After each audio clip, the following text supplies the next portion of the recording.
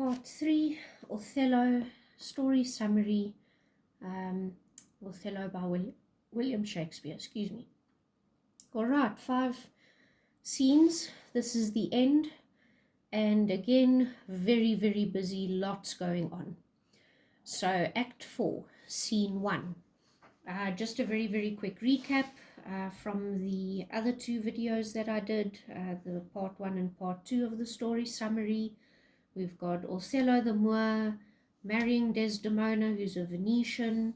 Her father, Brabantio, is very upset about this, believes he uses witchcraft and potions to get her, but she chose him out of her own. He wooed her, genuine, true love. Unfortunately, there is Iago, who is two-faced, and because he was not chosen as Othello's lieutenant, and because he believes a rumor that his wife Emilia had slept with Othello, he is hell-bent on bringing Othello down and is using absolutely everyone as a means to this end. He is using Rodrigo, who he pretends to be a friend of, gets money from him, uses him, tells him that he'll sort it out and he'll get Desdemona. He pretends to be a friend to Cassio, giving him advice, meanwhile setting him up for a fall. We've got the Duke of Venice, who hired Othello. Othello has done wonderful acts of service for the Duke and for Venice, sends him to Cyprus, is a good friend of Montano, the governor of Cyprus, and basically Iago has now set everything up. He's planted the seed of doubt in Othello's mind. He makes it seem like Desdemona and Cassio are having an affair. He gets Rodrigo to start fights. He puts Cassio in a terrible position of temptation, and Cassio falls.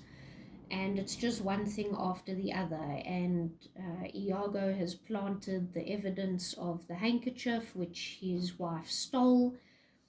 And it's just a very, very terrible scene. And reading it or watching it being performed, whether in film or on stage, full of tragic, dramatic irony. Very on the nose. Iago is terribly two-faced. There are many monologues of his towards the end of scenes where he explains how he's using people and how this is going to work. But he also knows in the back of his mind, and he makes this clear, that any little unforeseen thing or event or misplaced word or conversation could basically destroy the whole entire web that he's weaved. So he is aware of that. Unfortunately, so far for him, so good. It seems to be working out. So we start with Act 4, Scene 1.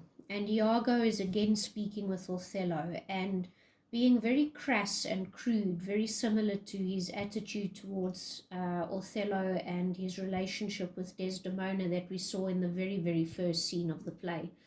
Don't forget about the handkerchief, and there's comments about lying and on each other, with each other, and Othello, he's starting to lose it. It's affecting him physically and mentally.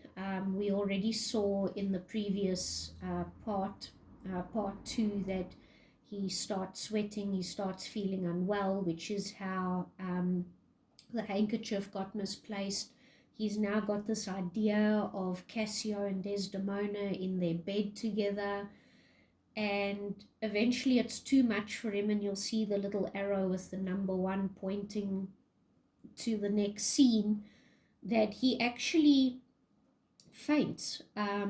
It's almost like a seizure or something, like a fit, and he falls down, he collapses, and Cassio arrives on the scene, and he's like, no, like, what's happened? And Othello and Iago's like, no, don't worry, he's just been like this lately. If you try and stir him now, he's going to get really upset. It's just going to make things worse. and you really don't want to be here, particularly seen as the state that he's in, and you trying to get reinstated. And Cassio's like, sure, no, fine, I get you, and he leaves. And then Iago makes some other comments about the situation and then wakes Othello up.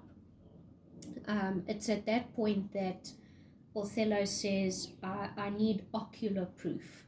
I need to actually see with my own eyes. The handkerchief is not enough.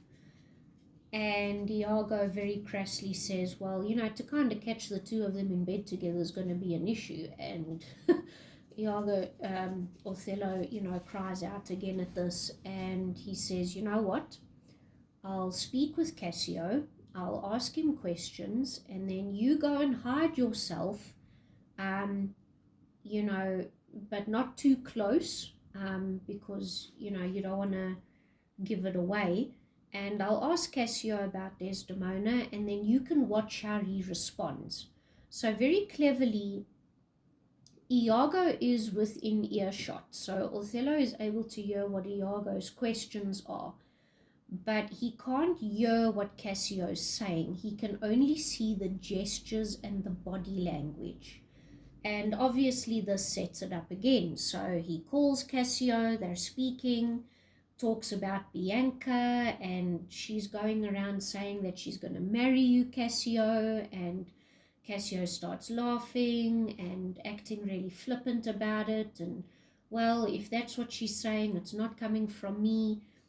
And as this conversation progresses, Othello is convinced that Cassio is speaking about Desdemona, his wife, and he's beside himself with grief and anger and jealousy and just a whole mix of emotions. And then Bianca arrives and gives Cassio the handkerchief back and says, I'm not going to do this for you. I'm not going to make it for you. Like, I really don't understand why you would want me to do this. This isn't right. I don't accept this. This is not how you behave with me. And then we have a cat. Apologies for the presence of the cat. She graced ourselves with her.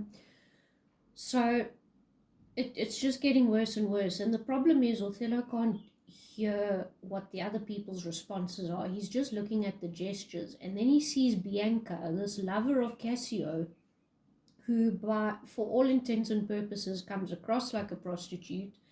And he thinks this guy has just given away the handkerchief. Like, if Desdemona has been with her, and she gave him this token of her affection, he just gives it away, and he can't stand that. That just, it drives him mad.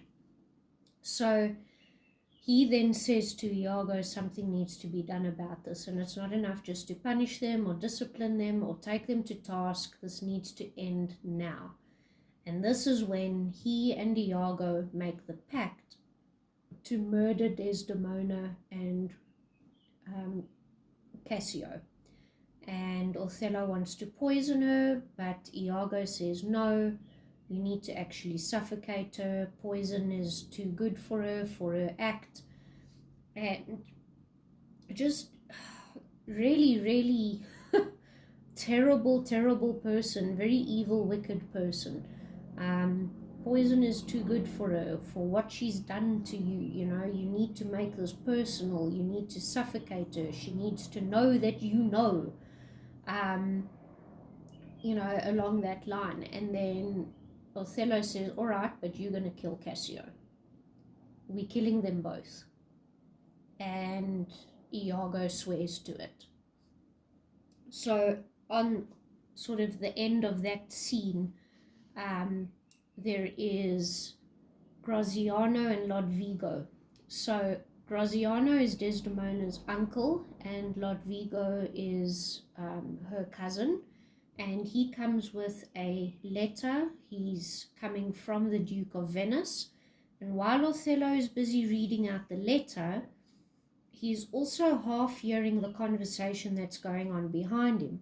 and Desdemona is speaking to her cousin and her uncle, and there's a terrible situation, and there's a rift between my lord and Cassio, and we need to make it right. And Othello keeps responding to certain things that she says, but they're all assuming that he's responding to what is in the letter. And it's at this point when she goes up to him that he slaps her. And one of the gentlemen makes the comment that, if I had to go and tell people that I just saw this, back there in Venice, like, they wouldn't believe me. This is unthinkable. And Desdemona is sent off, and Othello storms off, and Iago's left with the gentleman who brought the letter, and he says that, we really need to keep an eye on him. He hasn't been himself lately. And he suggests that there are problems, that there are issues, but he makes it sound like it's all coming from Othello. He doesn't tell them that Othello thinks his wife is unfaithful. He doesn't say, listen, Desdemona and Cassio are having an affair. No, because they would investigate, they would question it, they would get everybody together, they would talk it out. And that's what Iago doesn't want. So he kind of implies that Othello's got issues and it's coming from his own, like he's much changed, he's not the same person. Then we've got Act 4, Scene 2, and Othello is busy interrogating Emilia. Like, did you ever leave them at any point in time? Did she ever go and ask you to fetch something of hers? Did she ever ask you to leave the room? And Emilia's like, no. Every time Desdemona and Cassio have been speaking, I've been here. They haven't whispered, they haven't hidden anything from me. Like, it's always been out loud in the company of others, myself included. And Othello sends her to go and fetch Desdemona, and in the meanwhile, while he's waiting, he says, yeah, I can't really expect much from, the lady in waiting, because my wife is really, really sly. Anyway, Desdemona comes in, and remember, this is after the scene where she was in tears, she had been slapped, Othello had been rough with her, takes her by the hands again, speaks with her, and then leaves. There is a bit of an argument and an exchange, and he then leaves. And Desdemona's like, Emilia, what did I do? What has happened? Like, I don't understand this. He's never been like this before. And Iago walks in, and Desdemona's, please, you've got to speak with him. I need to know what's happened. And while everybody goes off and storms off and, goes off confused, Rodrigo threatens Iago.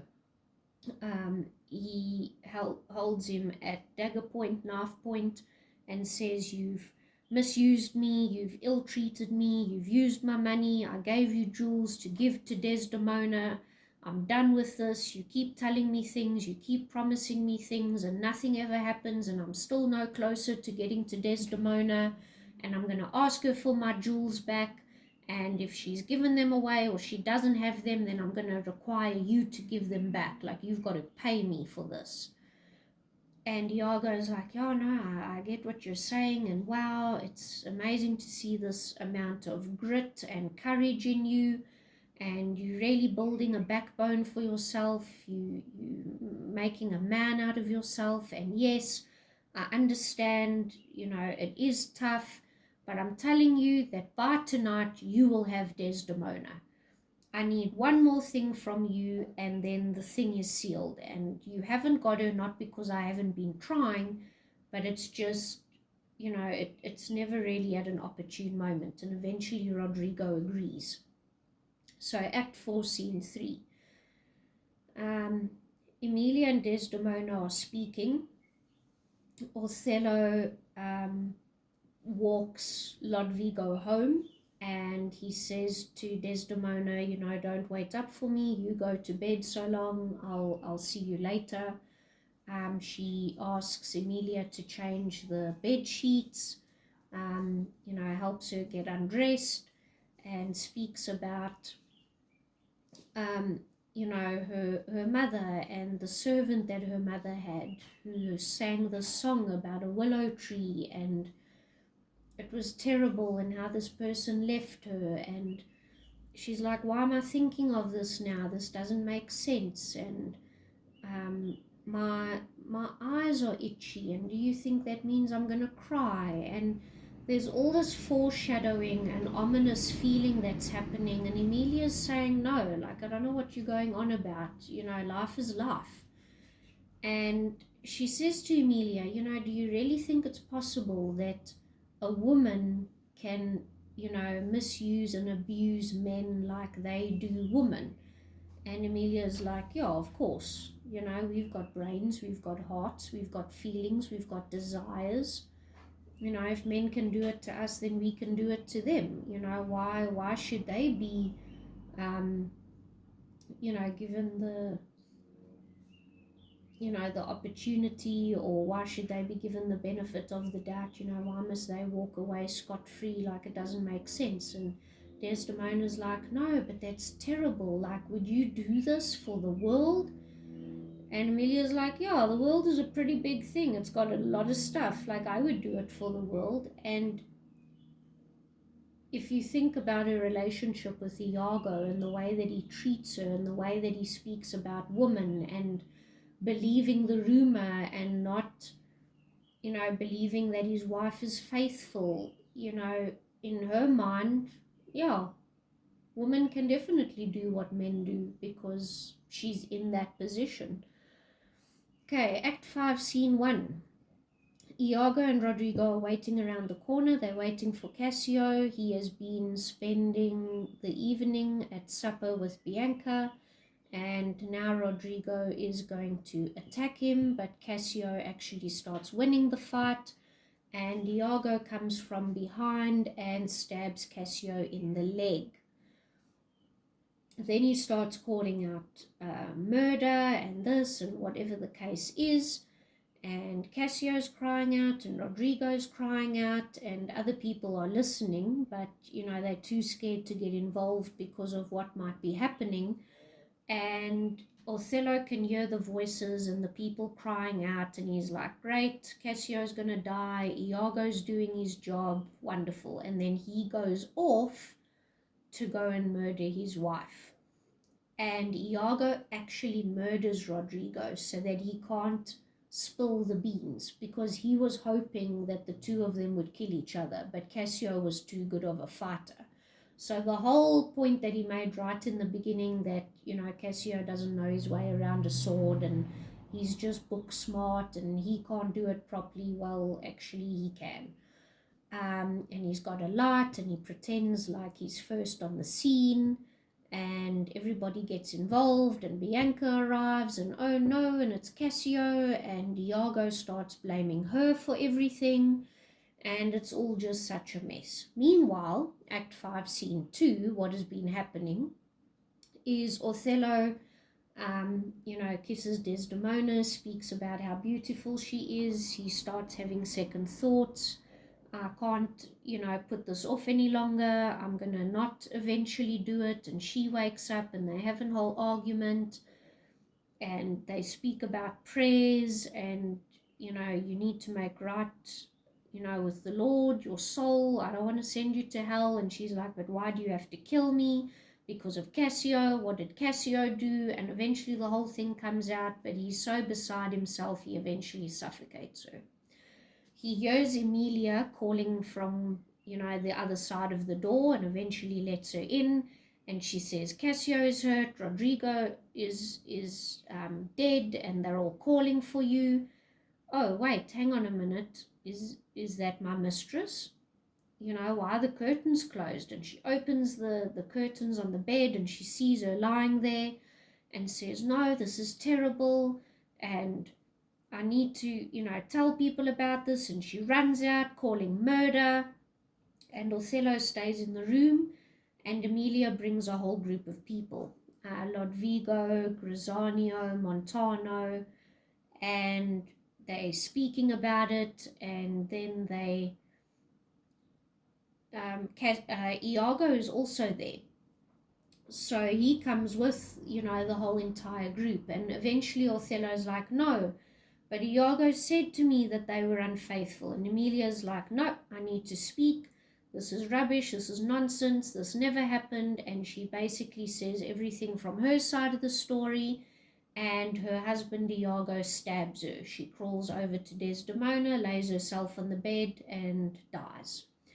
And everybody's shocked and what is going on, and Iago runs away and people run after him, and they're keeping watch on Othello because they don't want him escaping. And when they bring everybody in again, they say yes, Iago has confessed to A, B, and C of the story, and Othello questions him, and then Iago says, I'm not going to speak anymore.